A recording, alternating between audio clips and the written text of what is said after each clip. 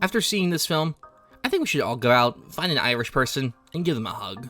The Banshees of Inisherin was written and directed by Martin Mcdonaugh and stars Colin Farrell and Brendan Gleeson and tells the story of two men living on a remote island off the coast of Ireland as they try to come to terms with what they want out of life as well as confronting the demons that lay dormant inside them. Oh, and Brendan Gleeson is going to cut off his fingers if Colin Farrell talks to him.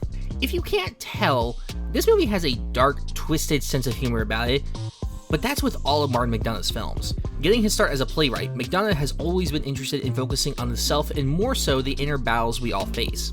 Once Mcdonough broke out into films with In Bruges, he became one of the best dark comedic directors I'd say ever. In Bruges, 7 Psychopaths, 3 Billboards, and now The Banshees of Inisherin, Mcdonough continues to solidify his place as one of the best writers and directors working today. I've talked about dark comedies before on this channel, and something I note is that for a dark comedy to work, you need to have a good balance between the darkness and the comedy.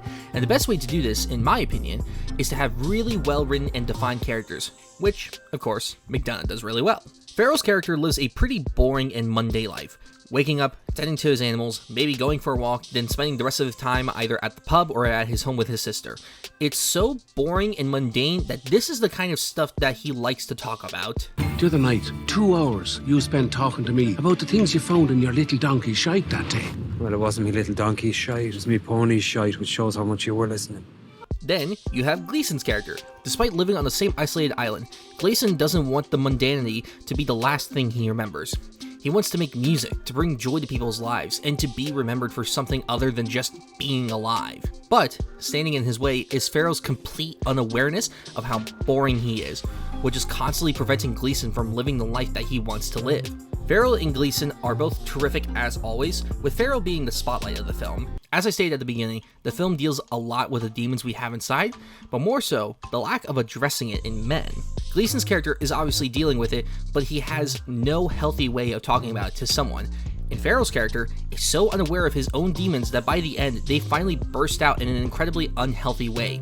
His progression and arc through the film was fascinating to witness, and by the end, the film doesn't give you a satisfying conclusion that everything is going to be okay, so you're left feeling as miserable as the main characters are. I like it!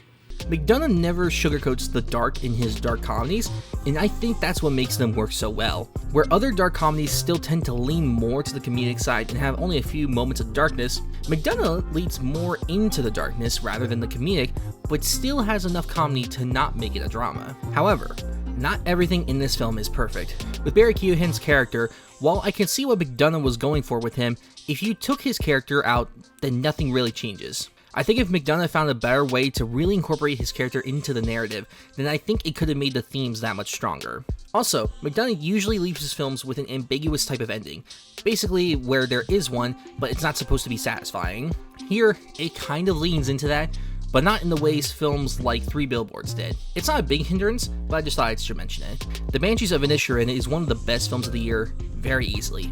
Farrell and Gleeson give grade A performances, and Mcdonough's writing and direction is top-notch as it always is. If you're a fan of dark comedies or want to feel depressed after leaving the movies, then this is one I'd highly recommend.